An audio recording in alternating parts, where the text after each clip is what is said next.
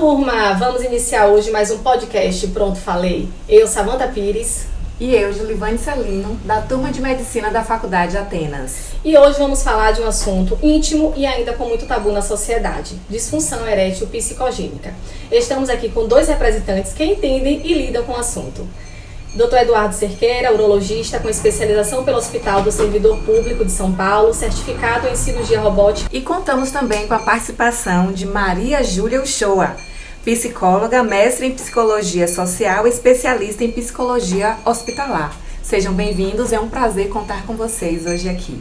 Eu agradeço o convite de vocês duas e assim, vamos tentar aqui passar algumas informações, né, e ver se a gente consegue esclarecer um pouco sobre um tema que é um tema comum, um tema corriqueiro, né, um tema de consultório nosso aqui e que assim, até pouco abordado. E a gente percebe que tem muitos pacientes com muitas dúvidas e sem esclarecimento adequado sobre a situação. Obrigada pelo convite, acho ótima a oportunidade da gente poder falar de um tema tão importante que atinge tantos homens, tantas famílias, né? Então, né, que deveria estar sendo discutido cada vez mais, até para dar a possibilidade de um tratamento, né? Porque se a gente não tem espaço de fala, né, se não orienta sobre isso, fica como se fosse um caso isolado e não é verdade. Amiga, como você falou, é um tema realmente que traz muitas dúvidas e curiosidades. E a disfunção erétil, ela tem várias causas. Tem as causas hormonais, estão relacionadas às doenças crônicas, ao etilismo, ao tabagismo, mas hoje o foco será disfunção erétil psicogênica. E aí surge aquela história, o homem que brocha. Qual é a intervenção? Qual é o cuidado que vocês, enquanto profissional, pode ofertar para esse homem? Primeiramente, assim, a gente tem que diferenciar uma causa de uma disfunção erétil ou de uma queixa sexual, né? Então, primeiro eu tenho que identificar as pessoas que têm alguma causa física, no caso, o paciente que tem alguma doença que leva ele a ter a disfunção erétil, para identificar os que são de origem psicogênica e os que não são. Então, você tem várias patologias que podem levar à disfunção erétil, né? A disfunção erétil, geralmente ela vem do quê? De lesões da parte vascular ou da parte neurológica do pênis, levando o paciente a ter essa disfunção. Então você tem doenças como hipertensão, diabetes, tabagismo, que vão levar a lesões vasculares, aterosclerose, e isso vai dificultar a ereção daquele paciente, né? Lesões microvasculares ou lesões até de artérias um pouco maiores, né? E você tem também distúrbios hormonais, né? Então pessoas que têm uma disfunção hormonal, né? Um hipogonadismo que pode ser de origem testicular, ou pela idade, ou porque sofreu algum trauma, ou porque teve algum processo infeccioso, orquites, alguma inflamação no testículo, alguma situação que provocou nele ter a queda da testosterona, ele pode ter uma disfunção erétil. Então você tem que fazer a investigação primeiro dessas patologias, que são quadros patológicos, né? Patológicos físicos, né? Que você vai tratar com medicações, intervenções, cirurgias, o que for, né, daqueles pacientes que têm um quadro psicogênico. Então, quando você afasta tudo isso, aí você identifica, não, essa pessoa, ela tem, eu costumo falar com o paciente, às vezes, para tentar deixar mais claro para ele o seguinte: olha, o seu pênis funciona, o seu pênis, ele é funcional. A gente tem um problema que você tem dificuldade de ter a relação, mas a função do seu pênis aqui, pelos exames, pelo que eu vi, ela tá normal. Então, esse é o primeiro ponto que a gente tem que fazer para diferenciar uma coisa da outra. Essa diferenciação, ela é realmente importante, só que é importante também que a gente lembre que não dá para fazer uma diferenciação absoluta. Em que sentido? Algumas questões orgânicas, elas podem gerar questões emocionais e o contrário, né? No caso de algumas situações emocionais, pode disfarçar ou atrapalhar o diagnóstico de alguma questão orgânica. É importante fazer essa diferenciação porque isso está no cerne das discussões, né, dos transtornos. Inclusive agora atualmente no lançamento do DSM-5 revisado, isso tem se intensificado, né, essa discussão do psicossomático, do que é orgânico, do que é psicológico, como se fossem coisas completamente separadas. E a gente não tem como fazer essa separação definitiva, né? Às vezes pode haver uma interferência na função peniana, né, a nível orgânico, mas a questão emocional interfere mais ainda, né, interfere na adesão ao tratamento, mas ainda que eu falo assim, na evolução, né, do tratamento, né, então as duas coisas se somam o tempo inteiro. Então, termina sendo um desafio, mas para o diagnóstico e para o tratamento é fundamental fazer as diferenciações. Quanto mais informação se tem, né, mais a gente tem condições de definir quais os caminhos, né, que a gente vai tomar nesse processo de cuidado. E existe a quantidade de disfunções para ele procurar o profissional? Então, a partir de X disfunções eréteis, você já deve procurar o profissional de saúde? Não, assim, a recomendação que eu sempre dou ao paciente quando ele me questiona, doutor, eu falhei, muitos pacientes assim são ansiosos. E às vezes ele tem uma vida sexual boa, normal, e aí naquele mês ou naquela semana ele falhou 2 vezes e aí ele vem desesperado. Não, doutor, eu falhei aqui 2 vezes, eu vim aqui logo ver que eu acho que tem algum problema, está acontecendo alguma coisa comigo. Eu costumo deixar o paciente tranquilo e dizer a ele, assim, quando você tem uma disfunção erétil que lhe incomoda a sua vida social, o seu relacionamento, você deve buscar uma avaliação. Mas eu gosto de fazer analogias para o paciente entender as coisas. Eu digo a ele, por exemplo, você gosta de jogar bola? Muitos falam, gosto. Todo fim de semana você está a fim de jogar bola? Ou tem aquele fim de semana que você está cansado, que seu amigo chega lá e diz, vamos jogar uma bola ali, pô, mas você não está afim, porque a semana foi dura, você está cansado. Não tem isso? Sexo é a mesma coisa. Vai ter o dia que a mulher vai querer fazer sexo com você, mas você não está afim. Não tá. Você está cansado, né? Você trabalhou muito, você está com outro problema, alguma coisa, e às vezes você até vai naquela relação tentando agradar a parceira, mas por não estar naquela vontade, não estar naquele clima, por estar pensando num outro problema do trabalho, de uma dívida, de um problema de saúde de um conhecido, alguma coisa, você não tem um desempenho sexual adequado, e aí você tem aquela falha. Então, eu tento esclarecer isso para a pessoa entender assim, falhar uma forma eventual, isso não é um problema de saúde, né? E você não deve encarar isso como o fim do mundo, que tem muitos pacientes que encaram assim, né? Então, mas eu acho que assim, a partir do momento que aquilo está incomodando o paciente, ele deve buscar o atendimento, até para a gente esclarecer coisas desse tipo e até para a gente diagnosticar outros problemas que podem estar acontecendo com ele. Entendo. Até porque é a questão da masculinidade, né? O homem tem muito isso, assim, para ele ser homem, ele não pode falhar. Então, o tabu tem que começa daí, né? Ele tem que estar presente na cama, ele não pode dizer não, ele não pode falhar, porque o que é que minha esposa, o que é que minha parceira vai pensar de mim? Então, existe muito essa relação. Exato. Tem uma estudiosa que trabalha principalmente, né, com as teorias de gênero e sexualidade, que é Valesca Zanello, e ela faz uma discussão justamente nessa ideia, né, da construção social que faz com que o homem performe de determinada maneira, né? Então a gente tem uma cultura que demanda do homem essa construção de um desempenho sempre elevado, né?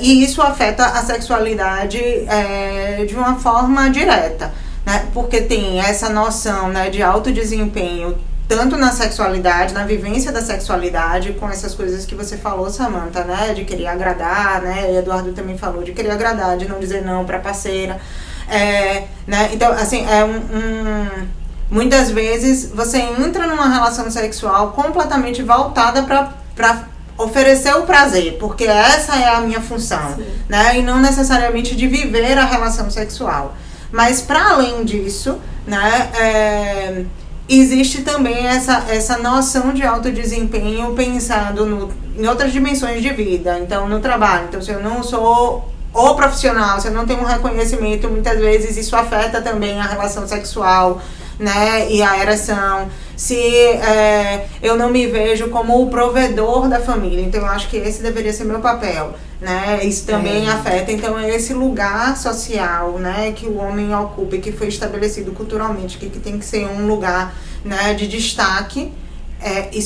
Os estudos têm apontado que isso tem sido um elemento que afeta muito, porque não permite, né? Não permite outras formas de vivência dessa masculinidade. Isso é um fator bem interessante, isso que você falou, porque eu já tive contato assim próximo de pacientes com esse tipo de problema. Pacientes bem casados, assim, com uma companheira assim, fiel, parceira, que servia, que aquela pessoa estava do lado dele, mas o provedor da casa era a mulher. A mulher, no caso, ela tinha uma profissão que ela ganhava mais do que ele. E isso interferia muito nele, no homem como integrante daquela família. Ele se sentia meio que diminuído por causa disso. E isso afetava não só a parte sexual, mas, por exemplo, bebida, né? E a forma de comportamento dele dentro da família por causa disso, porque ele se sentia diminuído, apesar da mulher não colocar ele nessa posição, mas ele se sentia diminuído pelo fato da mulher... A sociedade colocar, mas a mulher não. E dele perceber que, tipo assim, na verdade, quando a gente quer fazer alguma coisa, a participação dela acaba sendo maior porque ela tem mais recursos. O senhor trouxe uma deixa muito importante, a questão da bebida alcoólica, né? Então, identificado o problema, qual seria a abordagem enquanto profissionais, né, no tratamento? E a disfunção erétil psicogênica tem cura? A disfunção erétil psicogênica, ela tem cura. E o paciente, assim, eu percebo que chega muito pra gente isso, e eu percebo que tem dois tipos de paciente com disfunção erétil psicogênica. Você tem um que tem uma disfunção erétil psicogênica, mas que é uma coisa leve. Que é esse caso como eu falei, eu tenho uma vida sexual muito boa, mas tem 2 semanas, 3 semanas, 1 mês que eu estou um pouco preocupado e aí eu não estou conseguindo ter uma boa relação. Esse paciente, muitas vezes, com 2 conversas de consultório, ele resolve. Você fala para ele isso, quando você vai jogar bola, você não tem um dia que você não está afim, não tem um dia que você não está cansado, que você não quer ir lá, apesar de você gostar. É a mesma coisa. Tem pacientes que entendem isso e resolve ali fácil. Mas você tem aqueles pacientes que tem um quadro mais ansioso, né, que já na conversa você já percebe. Muitas vezes ele chega até para ele falar, que ele veio para falar de disfunção erétil, mas para ele começar a falar, ele gagueja muito, ele se atrapalha muito, você tem que já começar, você percebe qual é o assunto, você já puxa logo, é o que é ereção, está com dificuldade. Esse paciente é um paciente mais difícil.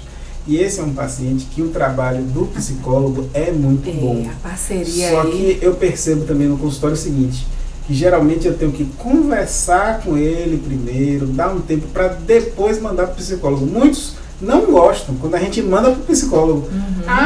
Eu fui no médico, o médico disse que eu tenho que passar no psicólogo, que o problema está na minha cabeça. Ele não aceita se você for de cara nisso aí. Você tem que conversar um pouco com ele, falar, não, vá, faça uns exames, volte, vamos ver. Aí você começa a trabalhar isso aí ele percebe o problema e depois aí você diz, né? Então você tem que passar também no psicólogo para trabalhar junto com a gente, para isso melhorar. Senão isso não resolve. Exato. Então muitas vezes essas pessoas nem chegam ao consultório de psicologia. Ou então muitas vezes eles estão lá com outras questões. E aí, no meio do processo terapêutico, acontece de deixar escapar que existe alguma questão com a sexualidade. E mesmo assim, é desafiador, às vezes, você se manter nessa conversa. A maioria das psicólogas são mulheres, né? Então, isso também traz uma questão, né, de ter que discutir a sua sexualidade em uma condição de vulnerabilidade, né, de fragilidade, do que se entende, do que aquele homem entende como sexualidade diante de uma mulher, né? Então isso termina sendo um dificultador. No processo terapêutico a gente precisa ter uma fala muito direta e segura, né? Todo tema é bem-vindo. Se eu como profissional também gaguejo, né, ou também fico inibida, ou quando isso, né? qualquer fala atrelada à sexualidade, né, eu reajo de uma forma que demonstre que esse pode ser um tema difícil de abordar, isso vai trazer um dificultador sem dúvidas, né? Então, entender que isso faz parte, é uma dimensão importante, né, do ser humano. Infelizmente, aparece pouco, tanto para homens quanto para mulheres, dentro da terapia, porque a gente, né, de um modo geral, estabeleceu que sexualidade é algo íntimo, resguardado, né? Então até as mulheres, né, vão na ginecologista, faz um exame muito técnico ali e vai embora, mas existem outras questões ali que poderia ser discutida, inclusive essa questão, né, com o parceiro, né? Então assim, do prazer em si, né? Não só isso, mas assim, até as mulheres não se sentem à vontade de falar que o parceiro tá com uma dificuldade na ereção, né? Porque senão, como é que vai ficar, né? O que é que e até por acharem que é um problema consigo, né? Então é porque eu não desperto o prazer dele, é porque eu não me interesso. Então a gente tem uma construção de que o homem foi criado para viver a sua sexualidade livremente, mas esse livremente ficou tão escancarado que ninguém permite discutir com o homem os detalhes da sexualidade. Então, às vezes, não existe a ereção por não ter uma estimulação adequada. O que é essa estimulação adequada? É o homem ter algo ali que estimule, que motive, que dê prazer. E se você perguntar para o homem, muitas vezes o homem não sabe dizer, né, o que é que dá prazer, porque ele já foi, né, ali já tá o pacote completo. Olha, o sexo é assim, né, o foco é na penetração, tem essa coisa toda do erotismo, né, então o visual, tem muita gente que diz assim, o homem é muito visual, ele gosta daquilo que é erótico, um corpo bonito, e a mulher é mais sentimental. Não necessariamente, quem foi que estabeleceu isso? Aproveitando essa questão que você falou do erotismo, a gente sabe que no Brasil o site de pornografia é um dos sites mais visitados, né? Só perde para o YouTube e para o Google, segundo a revista Forbes. Então, como é que isso interfere, está relacionado com essa disfunção erétil psicogênica? Ajudaria, então, o homem a lidar com essa situação? Porque você falou que o homem precisa do estímulo. Então, esse seria um estímulo, seria uma coisa positiva para os casais? Como é que você fala sobre essa relação? Sim, a pornografia dentro da relação do casal. Sim e não. Se a relação com a pornografia for uma relação de compreender que eu quero algo ali, né, pra estar aproveitando a dois, né, pra inserir aquilo na relação e ser só um momento, sabendo que eu não preciso performar como aquelas imagens que estão aparecendo ali, ok.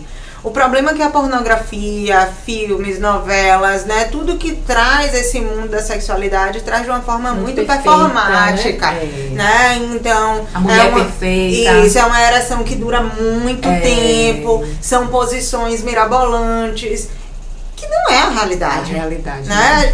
Você pode até ter uma relação sexual dessa forma em um determinado momento, né? Mas você não vai fazer isso todo dia. Quando você tem uma relação de longa duração, principalmente, né? Isso não, você não tem aquela estrutura toda que aparece ali. Então, a pornografia, ela termina vendendo uma imagem de um sexo que não é real.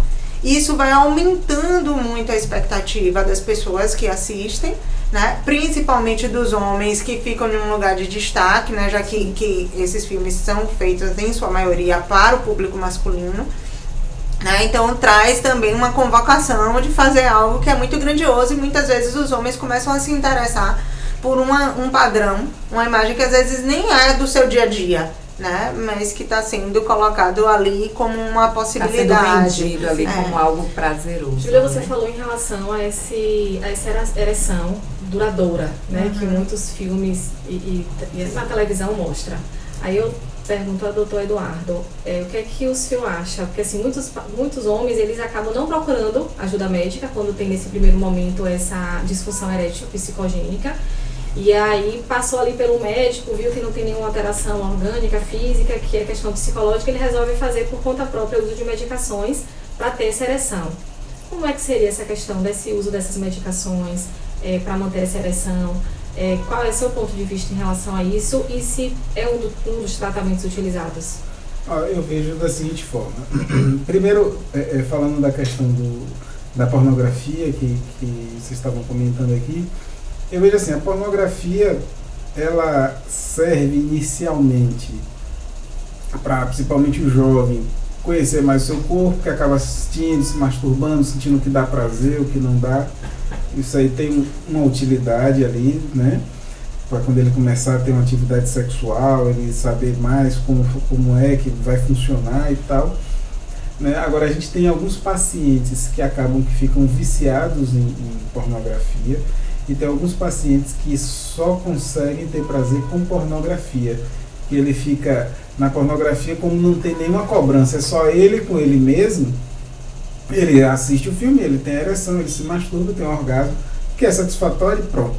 E eu não devo nada a ninguém. E aí, quando ele está com a mulher, que a mulher tem que ter prazer, ele fica nervoso, porque agora tem uma outra pessoa ali, né? O atrito, o contato não é o mesmo de uma masturbação, né? A mulher, ele vai ter que esperar ela ficar pronta para ter uma penetração, não é tipo, eu quero agora, vamos embora agora. Então aí, com isso, muitos pacientes que ficam, muitas pessoas, na verdade, né? Que elas ficam viciadas em pornografia, ele tem dificuldade, às vezes, de ter uma relação normal, porque ele tem que lidar com essas questões. Ele tem que esperar a mulher, ele tem que esperar ela tá pronta. Ela não é como a mulher do filme, que o cara chegou, baixou a calça, né? Tá pronto, tá tudo do jeito, já vamos embora. Não é assim. Então, isso aí é um ponto que a gente percebe no consultório. Felizmente não é frequente, mas eu já tive pacientes que chegam e dizem, doutor, eu consigo com filme, mas quando é com a mulher eu não consigo. Tá? E a segunda, o que você falou agora foi da questão das medicações. Então, assim, as medicações hoje, para a disfunção erétil, assim, a gente tem que tomar muito cuidado ao falar nesse tema, para não passar mensagens erradas. Assim, uma mensagem que eu digo assim, as medicações que nós temos hoje para a disfunção erétil, as medicações orais, elas são muito seguras quando utilizadas com a prescrição médica, né? Eu digo isso porque, assim, muito paciente passa comigo e fala, doutor, o senhor está botando esse remédio aí, mas um vizinho meu tomou e morreu. Isso é direto. O vizinho tomou esse remédio, morreu. Compare e generalize. Não é assim, entendeu? As medicações são muito seguras, tá? Existem fatores de risco, tem pessoas que não devem usar? Tem. A gente sempre pergunta, avalia, mas nas pessoas que podem usar, o nível de segurança é muito alto. Agora sim, um paciente jovem, né, que não tem comorbidades, que está com um quadro de uma disfunção erétil psicogênica, a utilização dessas medicações, a depender do caso, pode até ser utilizada, mas não é o ideal. Não é porque a causa dele não é uma dificuldade para ter ereção. O problema dele é um problema de um quadro de uma ansiedade, né, uma ansiedade de desempenho, um medo que ele está ali, né, uma relação, ou às vezes um problema até no relacionamento, e ele não está conseguindo não tá conseguindo ter uma boa relação. E aí, quando você bota a medicação nesse contexto, aí ele pensa, eu só vou conseguir ter relação com esse remédio, e quando ele não consegue com o remédio, ele diz, agora pronto, acabou. Porque eu não consigo com remédio, não consigo sem remédio, acabou. Acho que é o fim do mundo. E as medicações, elas têm efeito, assim, ela facilita a ereção, mas é necessário haver o estímulo, é necessário haver o desejo. Né? Tanto que você tem medicação de uso diário. Se fosse assim, o homem que tomasse uma medicação de uso diário, ele não ia poder sair na rua. Porque o povo ia dizer, prende o homem que está ficando tarado. É o priapismo, né? Exato, não. Ele toma aquela medicação de uso diário, porque a ereção vai vir no momento do estímulo, no momento adequado, que aí ele vai ter uma ereção para ter uma relação. O senhor falou também sobre as dificuldades, né, que isso traz para a relação.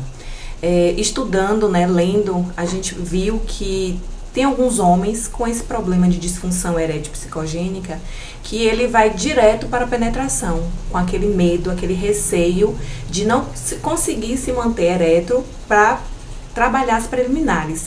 Então, assim, quais são as consequências dessa disfunção para a vida do casal, para a vida conjugal? Esses casos de pacientes ansiosos, que eles vão direto para a penetração, isso é uma das coisas que a gente aborda logo. Eu sempre falo com o paciente que o recomendado, principalmente quando ele tem um quadro de ansiedade ou algo desse tipo, é ele demorar para buscar a penetração. Ele tem que ficar com a parceira. Eu recomendo, pelo menos 40 minutos a 1 hora, fique ali namorando os dois, porque a ansiedade, ela é incontrolável. Ela vai vir. Então, quando ele estiver naquele momento, ele vai O ficar medo ansioso. de não conseguir, Ele né? vai ficar. Aí a Mas se adrenalina ele já- demorar, Logo, se ele ficar com a parceira, essa ansiedade ela vai passar. Ele vai se estimular, ela vai se estimular, eles vão ter um momento melhor e ele vai conseguir ter uma relação melhor. Se ele vai com no quadro de ansiedade, Como diz o ditado, com muita sede ao porte. é exatamente o que você falou. O que é que vai acontecer? Aumenta a adrenalina. Qual é o efeito da adrenalina? É um hormônio vasoconstrictor, neurotransmissor, vasoconstrictor. Vasoconstricção. Você vai reduzir o fluxo das artérias e, consequentemente, a ereção vai perder pressão e ele vai perder a ereção. Entendeu? Ele não vai conseguir ter uma boa relação e vai ficar frustrado. E o que você acha disso?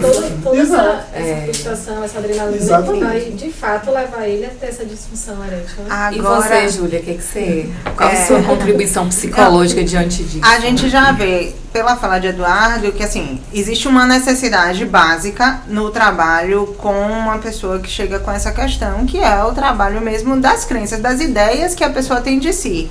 Porque quando a gente fala, né, hoje em dia, principalmente, né, para um jovem, para um homem, de um modo geral, assim, se você disser, fique lá 40 minutos, 1 hora com a parceira, né? Ou como assim? Tudo isso? E aí tem todas as piadas, né? Que já existem nos grupos de porque mulher você tem que dedicar o dia inteiro, a pessoa, ela já quer que desde de manhã você prepare o terreno. E não é, na verdade, o desejo sexual, ele surge no inesperado, né? Não é uma coisa de eu vou ter que ter desejo agora, não. Né? Ele surge no inesperado. Então, se eu tenho esse investimento de 40 minutos, 1 hora, do dia todo, de todo dia, enfim, né? É nessa coisa da admiração, da conversa, de abrir espaço para se relacionar, que você vai descobrindo pontos, né, de admiração, de interesse, e o desejo vai surgindo. Agora, se eu tenho uma relação em que eu não converso, né, não há conversa entre as pessoas, né, que estão naquela relação, em não que há carinho, não há carinho, o carícia. contato é muito pontual, eu não sei o que a outra pessoa gosta, a gente nunca conversou sobre sexo, nunca conversou sobre expectativas. Eu vou fazer o que em 40 minutos, 1 hora, né? Então, aí a gente já começa com essa questão de da pessoa conhecer o parceiro que tem, né? De entender que isso é um investimento e não perder tempo com aquilo dali, né? Que a penetração é só uma pequena parte, né, da relação sexual. E aí isso é uma mudança de paradigma muito significativa. E que, assim, na verdade, não é só o homem que tem que sentir o prazer. Sim. Então, assim, ele também tem que querer fazer a esposa, a companheira, sentir o prazer também, né? Uhum. Então, tem que ser algo bom para os dois. E aí vem toda a questão, assim, de se eu tô com a disfunção erétil e não tenho essa conversa com minha parceira, ela sabe que eu tenho, Sim. porque ela tá vivenciando aquilo comigo, mas eu tenho dificuldade de conversar com ela para ela tentar me ajudar. Isso. E aí vem todo aquele conflito, né, dentro de casa, que aí vai afetar todas as relações. Isso. E aí vem a traição muitas vezes, porque vem aquela, será que é com ela? Não, mas eu vou tentar com outra para ver o que é que vai acontecer. E aí, né, muitas vezes vem as traições e é todo um contexto por trás disso que pode vir à tona, né? Sim, sim. Agora é importante lembrar que assim, ninguém é responsável pelo prazer de ninguém. Sim. Né? Então quando a gente fala assim, mas tem a parceira e a parceira tem que se responsabilizar pelo seu próprio prazer. Quando eu digo isso, eu não estou isentando o outro. Eu estou dizendo que se não há uma conversa, se não há interação, se a pessoa do outro lado não sabe o que deixa ela excitada, interessada, não tem ninguém que vá conseguir fazer. É a questão do diálogo. Exatamente. Tanto ele tem que conversar, quanto ela. Os dois têm que participar da relação sexual. E o que acontece muitas vezes é que é dado ao homem o papel de fazer todo o processo acontecer e da mulher de seduzir. Né? Então a mulher tem que seduzir o homem e o homem tem que fazer acontecer. E aí ninguém assistir, porque muitas vezes o homem acha que a penetração é a única forma de ter prazer e perde todas as outras possibilidades se ele se permitir ficar lá, né, se dedicando àquela relação, conhecendo outras formas de ser tocado, conhecendo outras formas de interagir, né, que não seja só ali, vamos rápido, né, e ponto final. Fazer o dever de casa, tá bom. E assim, existe algum tipo de prevenção para esse tipo de disfunção, para a psicogênica? Ou não? Prevenção eu acho difícil. Eu acho que o que mais vai prevenir isso aí é um bom relacionamento, né? Um relacionamento que a pessoa se sinta à vontade, isso que ela acabou de falar, assim, de um relacionamento que você tem diálogo, que você está tranquilo com a sua parceira e que você, naquele momento que você não tá bom para ter a relação, você ter possibilidade de falar, olha, hoje não dá, porque eu estou preocupado, eu estou com problema, hoje eu não E se abraça e dorme de conchinha e tá tudo Exato, bem, né? acho que isso aí é a melhor forma. Agora, a longo prazo, a gente pode pensar, né, numa prevenção que não é direta, mas é na questão mesmo da educação dos filhos, né, e dos filhos e das filhas. Né? Eu sei que tem toda essa polêmica sobre a educação sexual, mas a educação sexual não é falar de sexo. A educação sexual é você falar sobre o que proteger no seu corpo, né? Sobre como cuidar do seu corpo e ir dando abertura desde a infância, né? Para que a criança possa dizer, eu estou sentindo dor aqui, né? Eu estou sentindo uma coceira ali. Exatamente. Ou então, eu vi alguém... entra nesse processo? Entra, né? Geralmente na adolescência, e de você poder orientar, né? De, olha, isso é uma coisa que você tem que fazer em um espaço reservado, você precisa lavar a mão, você precisa ter algum nível de higiene, porque se não é dada essa orientação, eu aprendo desde muito nova, tanto meninos quanto meninas, que eu não posso falar sobre essa temática. Como é que eu vou ter uma relação depois, adulta, em que eu vou falar sobre sexualidade? Isso não vai acontecer, porque o que eu aprendi é que isso é segredo. Ninguém pode falar. E aí, muitas vezes, eu também não vou falar que eu estou desconfortável com determinado toque, porque eu fui ensinada que meninas não falam sobre isso. E o homem não vai abrir pra falar sobre isso, porque ele é o porrete, se ele falar, né, tipo, ele já sabe o que fazer, ele vai demonstrar que ele não tá sabendo.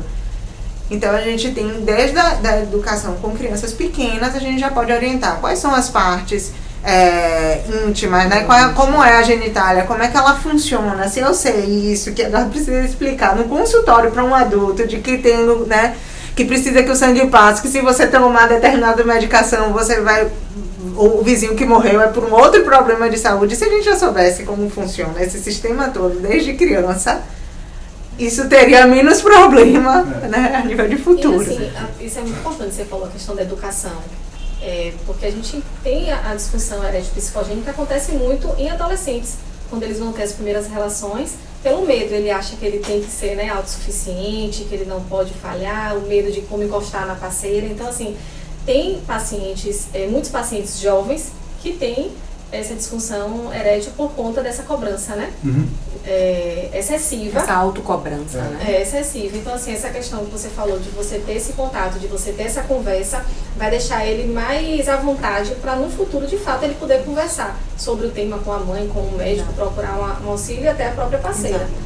E até a forma como a relação acontece na adolescência, né? Como muitas vezes você não tem um espaço para que a relação sexual aconteça, muitos adolescentes têm relações rápidas, né? Em contexto de grande estresse, porque pode chegar alguém, porque alguém pode ver, né? Então vão se habituando, né? Já ouvi falas, inclusive, em consultório, mas isso é uma discussão que existe também. Eles vão se habituando a esse modo, né? De ter uma relação que seja de curta duração, né? E que seja naquela... Bom, tem aquela sob muito estresse, né? Então tem aquele frisson todo, porque tem várias coisas acontecendo. Aí quando você tem a possibilidade de fazer algo calmo, tranquilo, né? Ou que dure mais tempo, a ejaculação ou não acontece até o final da relação sexual, ou então ele se percebe desinteressado naquela calmaria. Interessante isso. Assim, recentemente eu tive um atendimento que foi exatamente isso. Exatamente isso aí.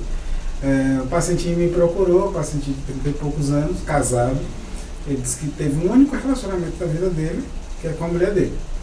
E aí, mas que por motivos ali de familiares e religiosos, ele disse, a gente começou a namorar muito novo, a gente era adolescente ainda, e a gente tinha relação, mas as relações eram assim, tinha que ser tudo muito rápido, tudo muito escondido, tudo muito ligeiro, porque podia chegar alguém, porque alguém podia ver, porque podia acontecer alguma coisa, e aí tal. E aí as relações eram desse jeito. E agora eles estão casados, eles têm um filho, uma filha, e ele disse, agora o meu problema é que eu não consigo segurar. Eu vou ter relação com minha esposa, eu ejaculo, eu gozo, eu tenho prazer muito rápido, ela não consegue ter prazer e eu não consigo segurar mais. E ele ainda estava bem ansioso, foi a primeira consulta, ele bem ansioso falando isso. E aí eu percebi justamente isso, que ele se habitou, tipo, ele não teve uma experiência sexual a mais. A única experiência sexual que ele teve foi aquela, que ele começou com ela e era desse jeito, tipo, escondia do ligeiro, rapidinho, vamos sair daqui, porque vai chegar alguém, olha, caiu um negócio no chão ali, vixe, vai chegando alguém e tal. E aí, pronto, e aí agora está casado e ele está com essa dificuldade. E é bem pertinente esse comentário. Isso realmente é uma coisa que também acontece. E que precisa ser trabalhado, precisa, né? Sim. Você precisa trabalhar, né? E acaba que realmente a ajuda do psicólogo nesses casos é fundamental, porque você tem um paciente saudável, num relacionamento saudável, né? E que ele está tendo um problema justamente só porque ele foi habituado numa situação de estresse.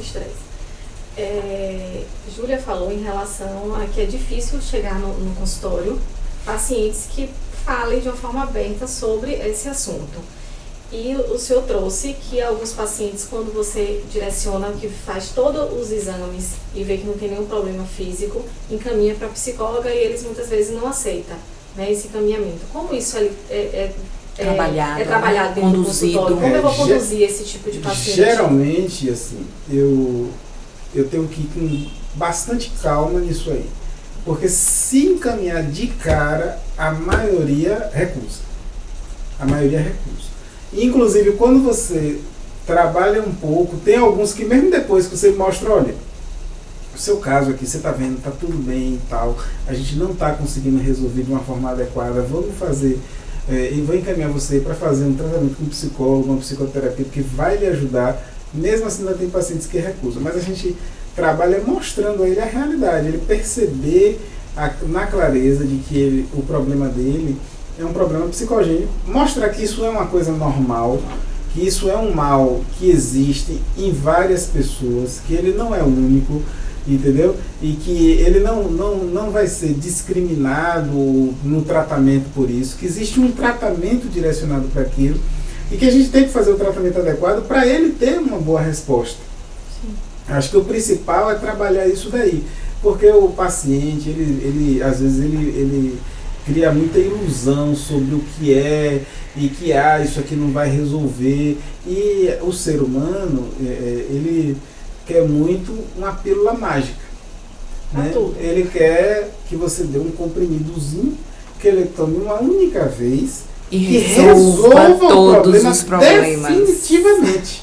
Ele quer isso. Olha, eu quero uma pílula que eu vou tomar hoje, não vou tomar mais. Isso vai resolver todo o problema de uma vez só, tirar com a mão. É isso que ele quer. Mas isso não existe para praticamente doença nenhuma. Entendeu?